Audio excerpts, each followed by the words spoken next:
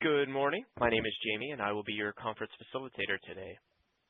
At this time, I would like to welcome everyone to the Dauch Corporation Fourth Quarter 2025 Earnings Conference Call. All lines have been placed on mute to prevent any background noise. After the speaker's remarks, there will be a question and answer period. If you would like to ask a question during this time, simply press the star key, then the number 1 on your telephone keypads. If you would like to withdraw your questions, you may press the star key and then the number 2. As a reminder, today's event is being recorded. I would now like to turn the floor over to Mr. David Lim, Head of Investor Relations. Please go ahead, Mr. Lim. Thank you and good morning. I'd like to welcome everyone who is joining us on Dauch Corporation's fourth quarter earnings call. Earlier this morning, we released our fourth quarter of 2025 earnings announcement. You can access this announcement on the Investor Relations page of our website, www.dauch.com, and through the PR Newswire services. You can also find supplemental slides for this conference call on the investor page of our website as well. To listen to the replay of this call, you can dial 855-669-9658, replay access code 577-1070. This replay will be available through February 20th. As for upcoming investor conferences, we'll be at the J.P. Morgan 2026 Global Leveraged Finance Conference on March 3rd, and we'll also attend the Bank of America 2026 Global Automotive Summit on March 17th. We look forward to seeing you there. Now, before we begin, I'd like to remind everyone that the matters discussed in this call today may contain comments and forward-looking statements that are subject to risks and uncertainties, which cannot be predicted or quantified and which may cause future activities and results of operations to differ materially from those discussed.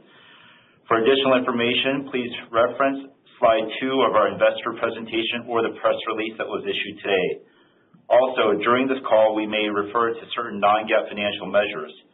Information regarding these non-GAAP measures, as well as reconciliation of the non-GAAP measures to GAAP financial information, is available in the presentation. With that, let me turn things over to our Chairman and CEO, David Dauch. Thank you, David, and good morning, everyone. Thank you for joining us today for our first earnings call as the new Dauch Corporation. As a newly combined company, we warmly welcome our new Dowley associates to the team. Together, the future is even brighter as we join together the strengths of two great companies into one robust global automotive supplier. And again, welcome to the Dowley and GKN team members. On this call, we will discuss our financial results for the fourth quarter of 2025, our full year of 2025, and our guidance for 2026. Joining me on the call today is Chris May, our Executive Vice President and Chief Financial Officer. To begin my comments today, I'll review the highlights of our fourth quarter and full year 2025 financial performance. Next, I will also cover a number of our achievements in 2025. Then I'll discuss the completion of our transformational Dowley acquisition and the benefits that these two companies bring together. After Chris covers the details of our financial results, we will open up the call for any questions that you all may have. So let's begin. We concluded 2025 on a positive note with good momentum.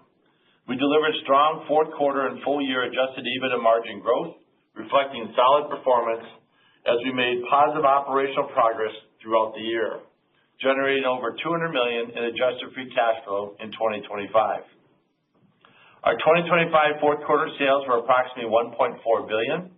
For the full year, sales were approximately $5.8 billion. From a profitability perspective, adjusted EBITDA in the fourth quarter was $169 million, or 12.2% of sales. For the full year, adjusted EBITDA was $743 million, or 12.7% of sales, up from 12.2% last year. We experienced margin improvement in both our metal forming and our driveline business units as we remain focused on operational efficiency. Our adjusted earnings per share in the fourth quarter of 2025 was 7 cents per share. For the full year, adjusted earnings per share was 53 cents per share. Adjusted free cash flow was $70 million in the quarter and $213 million for the full year in 2025. For 2025, we delivered on the financial targets that were outlined last February while navigating a very volatile macro environment. It was a solid performance by our team as we managed factors under our control and remained focused on the fundamental pillars of our company technology leadership, operational excellence, and quality. Now let's talk about some exciting business news, and please refer to slide 4 in our investor deck. We're very happy to announce that we will supply our innovative Smart Bar product to Scout Motors. This is in addition to the front electric drive units and the electric rear beam axles that we announced last year.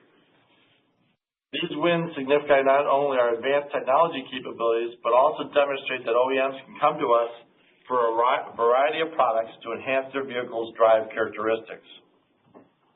In addition, our Asia team received Chery Automotive's Best Supplier Award of the Year for 2025. This is a very prestigious award as it recognizes suppliers for outstanding quality and reliable delivery. We are very honored to receive this recognition from Chery.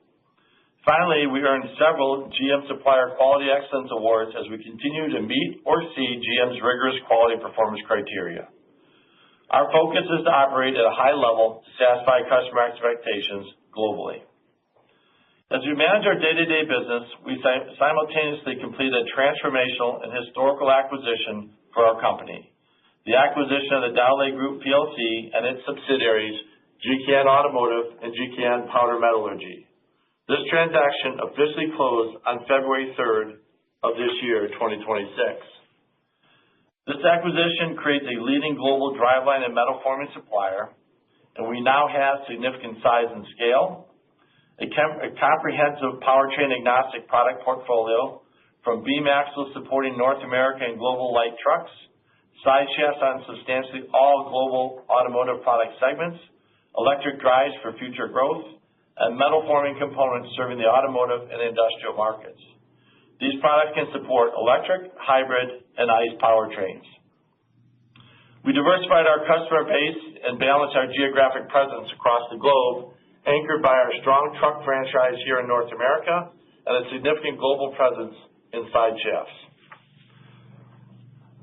We have compelling industrial logic with an estimated $300 million in synergies associated with the deal, with an expected full run rate achievement by the end of year 3. And we expect high margins, earnings, and cash flow potential as a result of this strategic combination. From a business perspective, our strategy has been consistent. We continue to strive to improve and optimize our operations, drive profitability and free cash flow generation, and manage factors under our control. With the acquisition, our focus is achieving efficient integration, delivering the full value capture potential of the transaction, and achieving our financial and operational targets. Synergy realization is a core priority.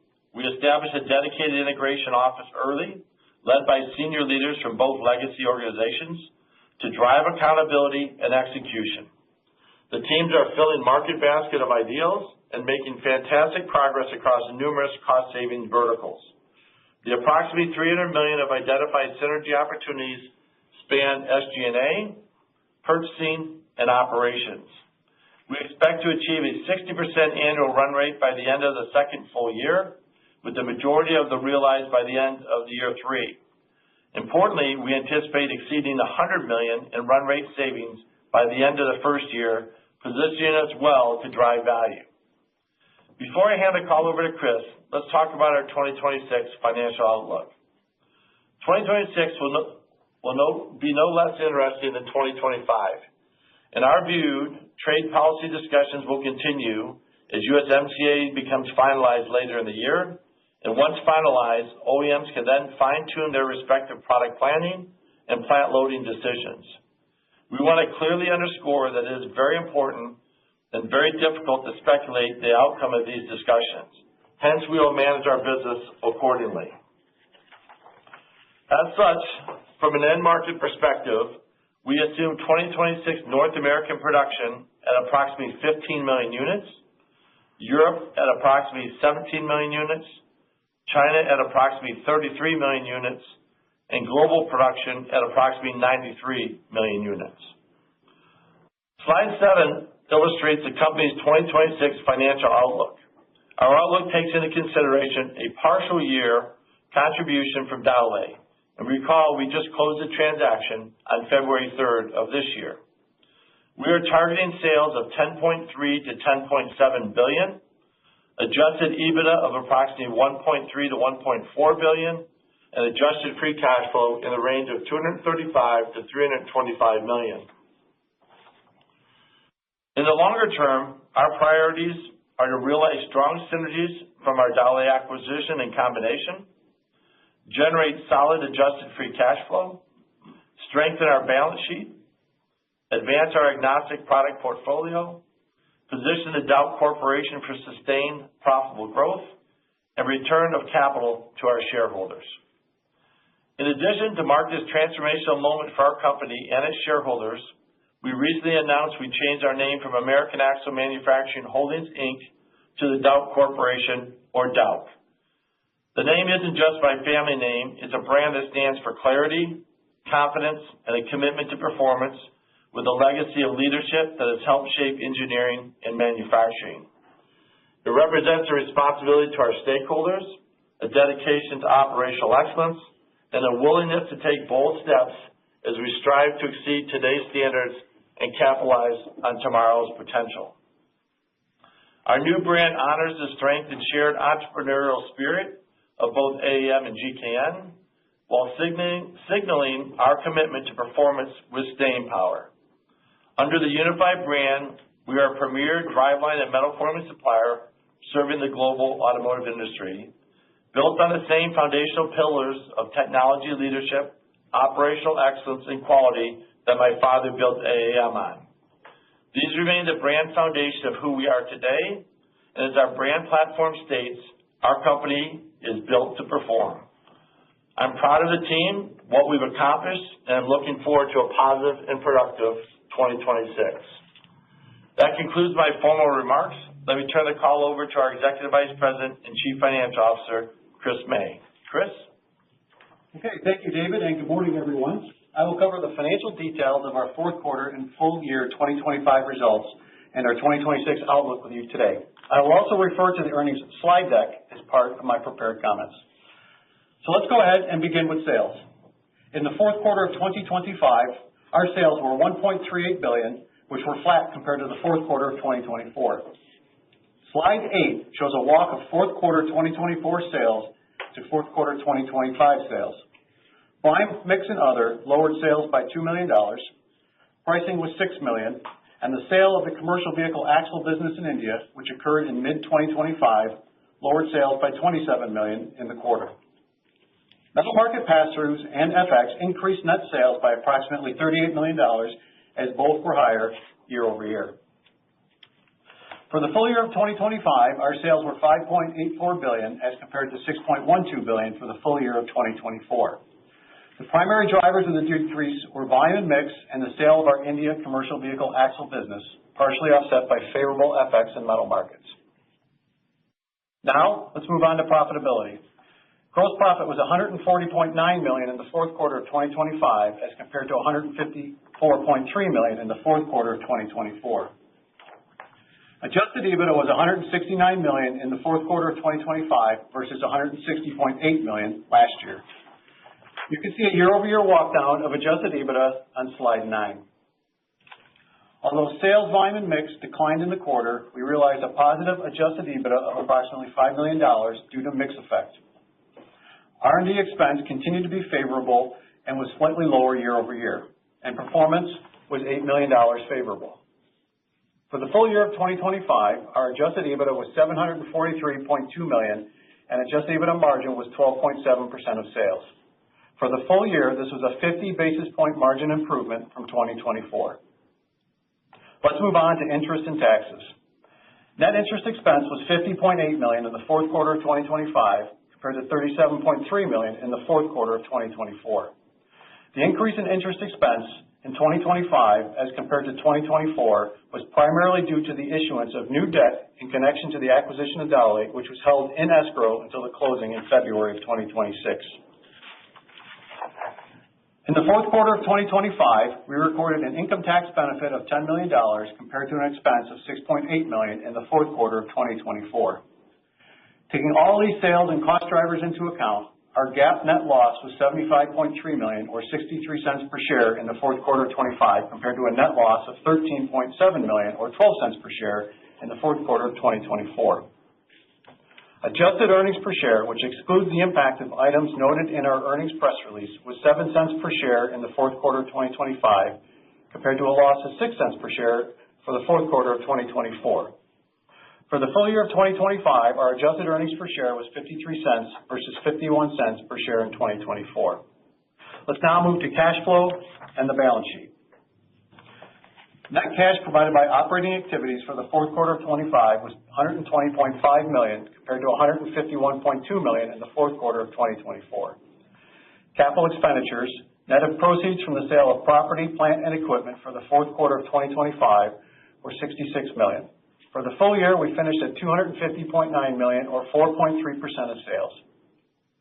Cash payments for restructuring for the fourth quarter of 2025 were $2.8 million, and cash payments related to our Dauch acquisition were $25.9 million. Reflecting the impact of these activities, we generated adjusted free cash flow of $70.1 million in the fourth quarter of 2025.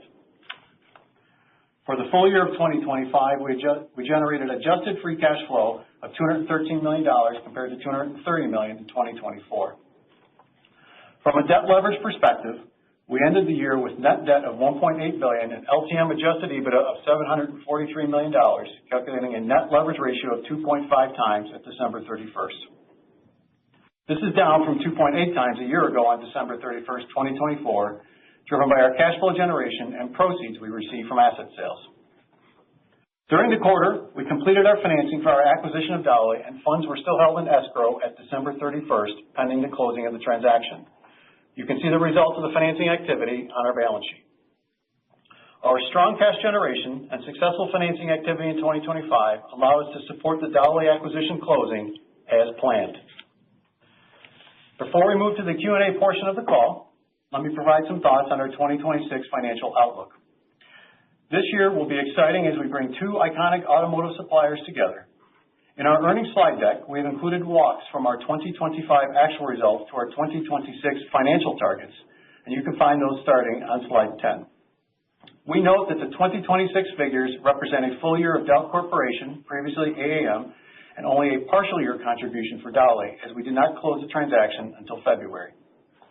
In addition to the regional production assumptions that are in our press release and deck, we assume GM's large pickup and SUV production in the 1.3 to 1.4 million unit range. As for financial guidance, we are targeting sales range of $10.3 to $10.7 billion for 2026. We have provided a breakout on the walk of the Dauch contribution to sales for a full year, less the portion applicable to the prior period to the closing date. From an EBITDA perspective, we are expecting adjusted EBITDA in the range of $1.3 to $1.4 billion.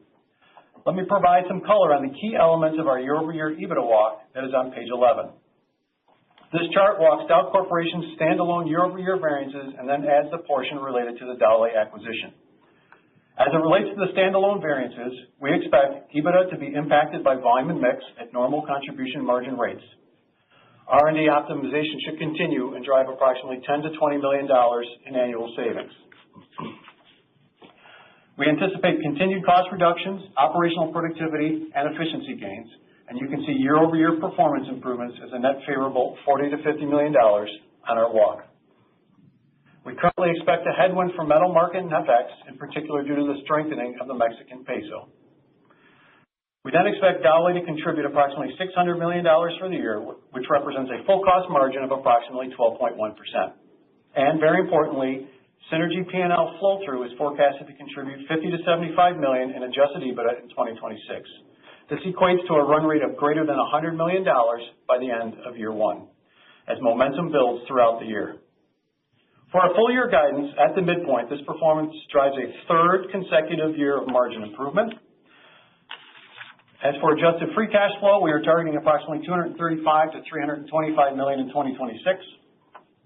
At this point, the main driver of this range is primarily to align within the EBITDA range. However, as you know, there are many puts and takes that drive cash flow. Our assumption for CapEx is 4.5% to 5% of sales to support multiple upcoming launches, including for our large GM truck programs. We expect core operational restructuring related cash outflows to be in the range of $110 to $150 million, as the former Dauch restructuring initiatives are in their final year of completion, and for the closure of select former AAM facilities. Lastly, we expect cash costs associated with synergy capture to be in the range of $100 to $125 million for 2026. Taking a step back, when you read through all of the details, you'll see an expectation of margin growth and, even after absorbing restructuring and synergy costs, real positive cash flow available for debt repayment from our operations in the first year of this transformational transaction. While we do not provide quarterly guidance, we do want to provide some perspective on timing in 2026.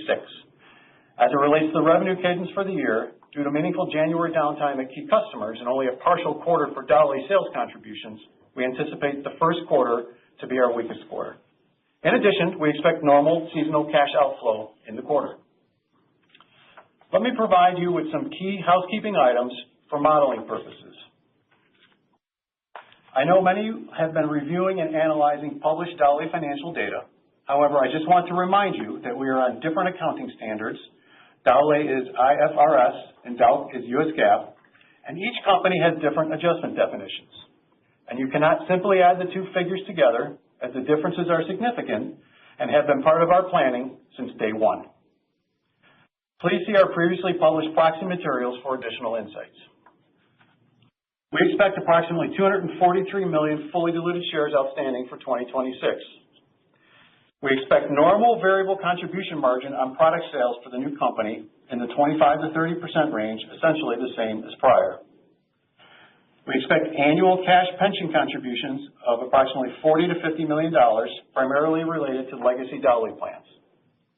At this time, use approximately 30% tax rate for book purposes, and cash taxes assume $150 to $170 million for 2026.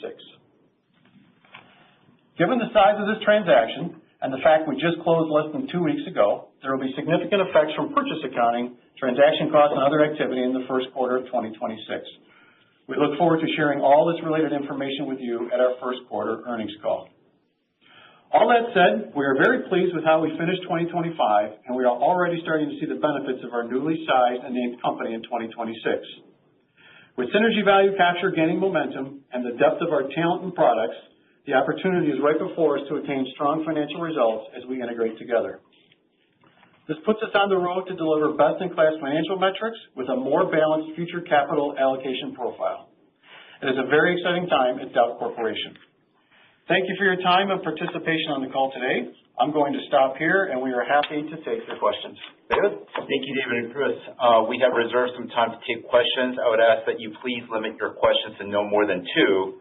So at this time, please feel free to proceed with any questions you may have. Operator? And at this time, we will begin that question and answer session. If you'd like to ask a question, please press star and then 1. To withdraw your questions, you may press star and 2. Our first question today comes from Joe Sack from UBS. Please go ahead with your question. Thanks. Good morning, everyone. Maybe just to start, if you could sort of help us at a high level of what you sort of see going on at the two individual businesses, because for the old American Axle, it looks like it's down 2%, minus maybe 1% of that's the sales, so down 1%.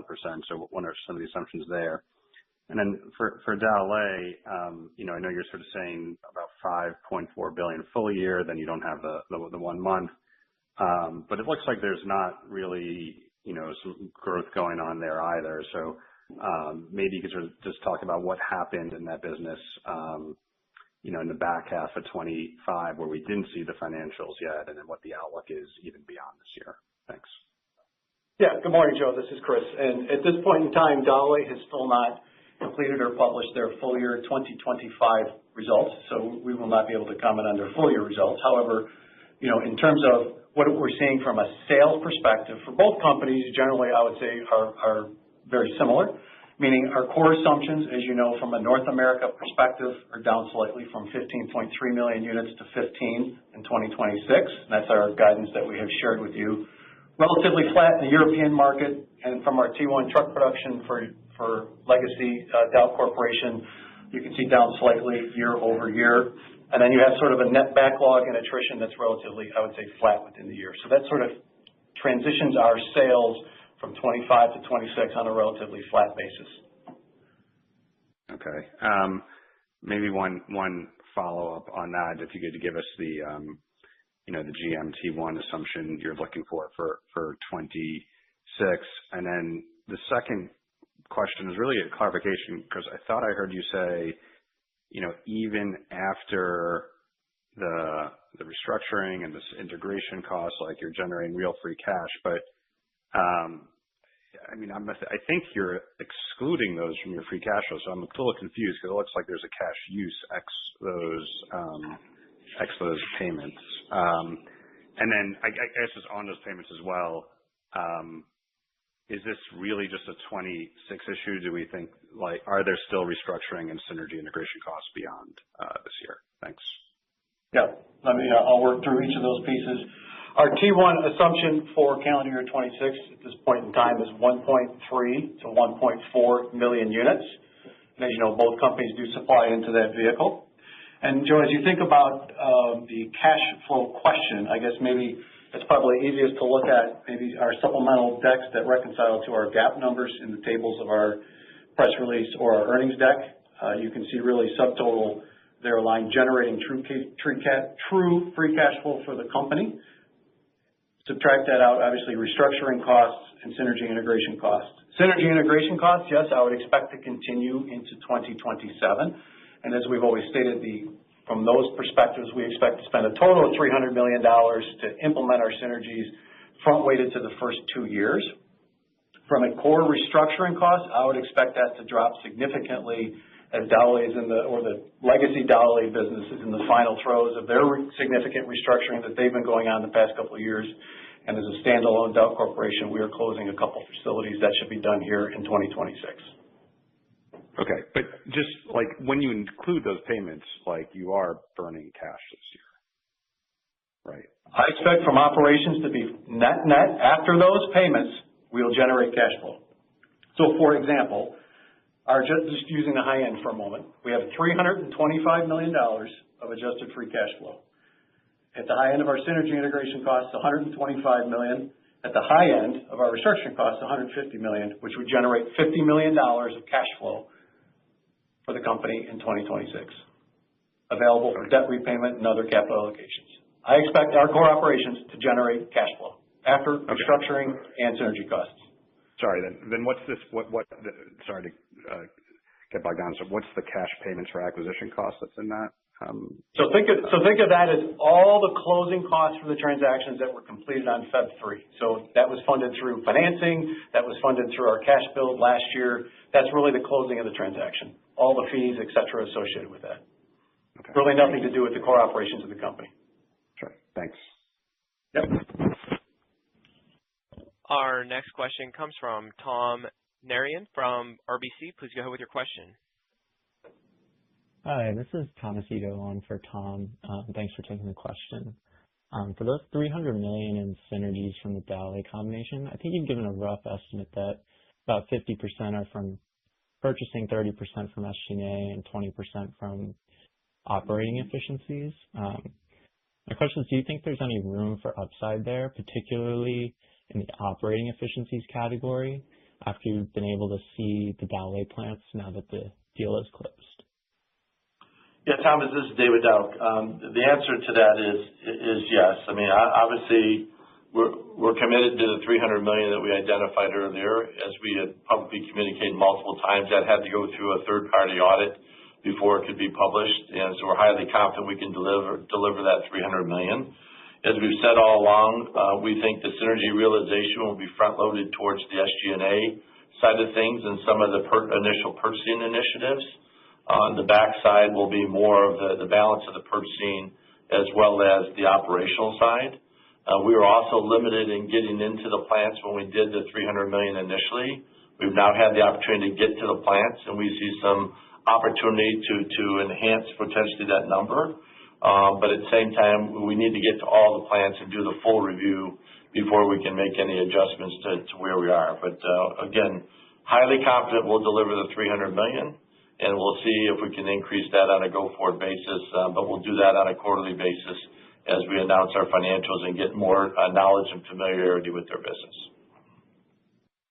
Okay, gotcha. And as a quick follow-up, It looks like your 2026 adjusted EBITDA estimate for the combined entity is pretty consistent with the guidance you gave back in June of 2025, even though Dauch has released its 2025 preliminary results that exceed its third quarter guidance. I guess in addition to what you have on slide 9, can you give a little more color on what potentially drove estimates lower than what we might have expected? Is it like, if it's a function of those IFRS adjustments, would you be able to quantify the impact of that? Thanks. Yeah, certainly. In terms of what we're providing here today, by the way, is very consistent with our thought process all along. There's nothing new here what we're sharing with you today, generally speaking. But in terms of the IFRS adjustments, they are meaningful differences between what Dauch reports and what Dauch especially reports on their adjusted numbers. So, for example, in their revenue numbers, they include adjusted equity share of their joint venture, which is 50/50, which is unconsolidated. Those sales are grossed up for almost $750 million. That would be a sizable difference between the two. So you can't add our sales together if you're using their adjusted sales. And from an EBITDA perspective, that would include things such as how they treat the joint venture. You have pension differences, you have lease differences, you have R&D differences. The delta can be upwards of $100 million difference. Again, all part of our planning and all the figures that we shared with you previously. But the differences are meaningful.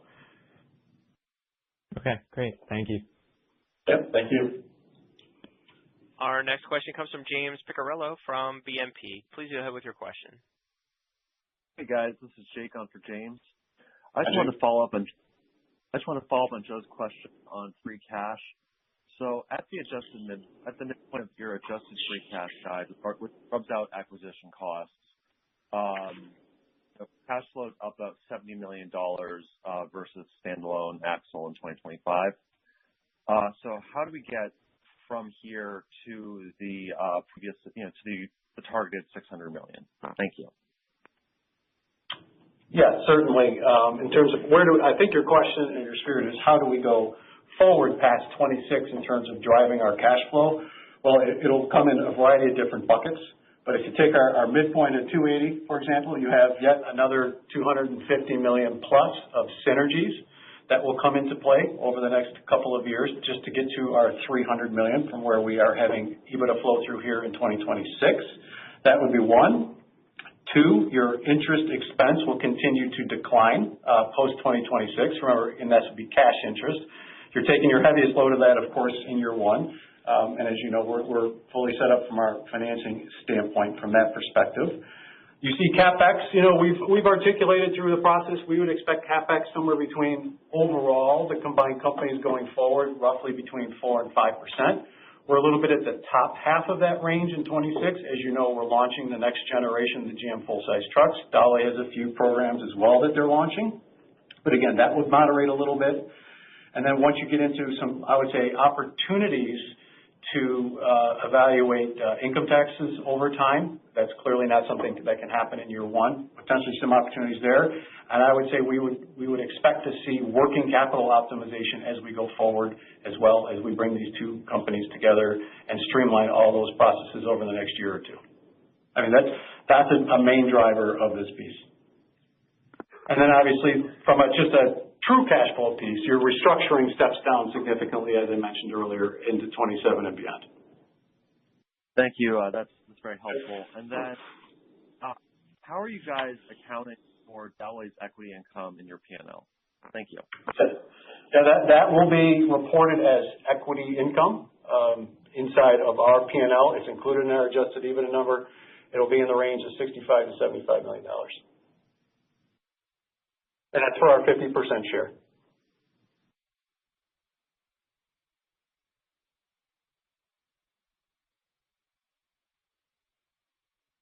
And if that answers your question, we will move on to Edison June from Deutsche Bank. Please go ahead with your question.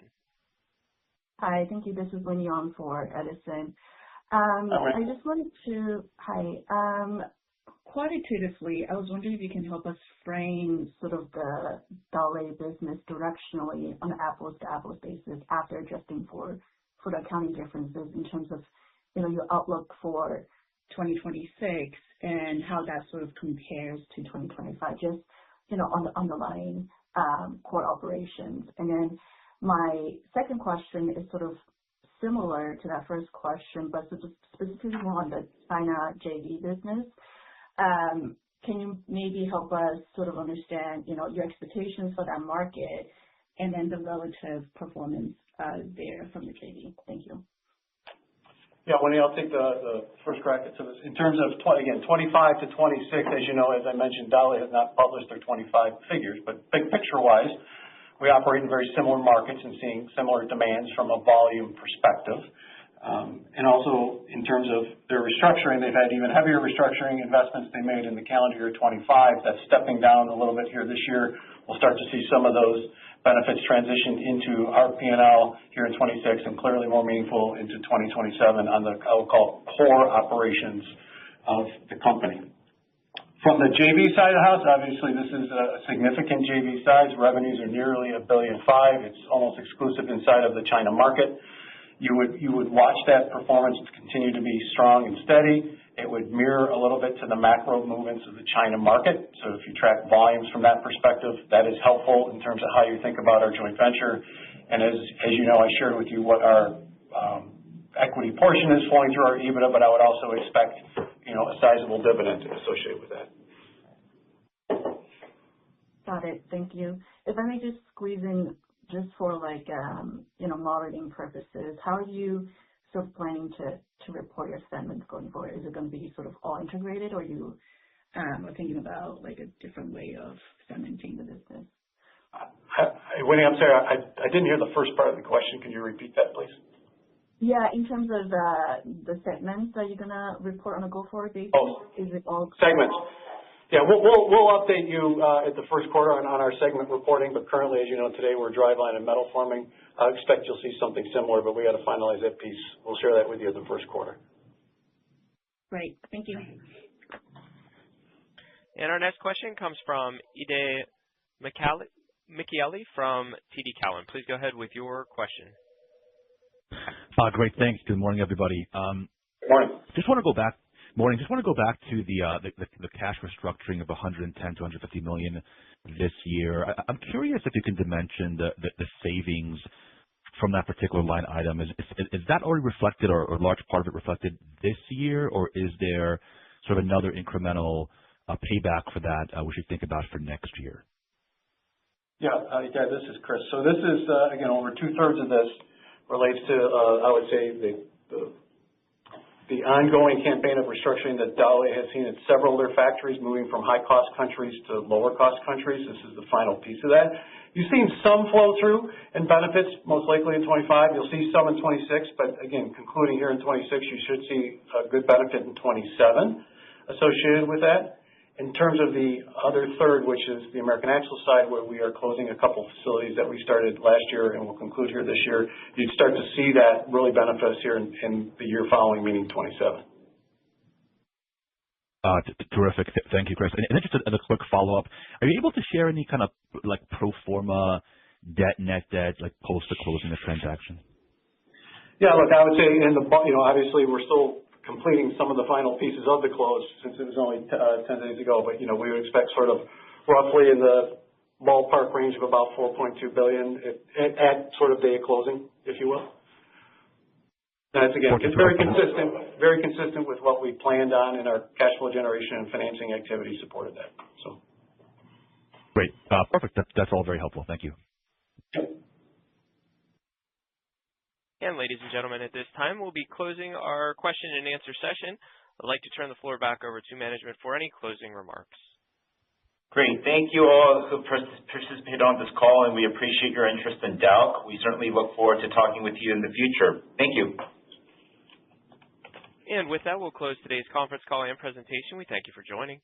You may now disconnect your lines.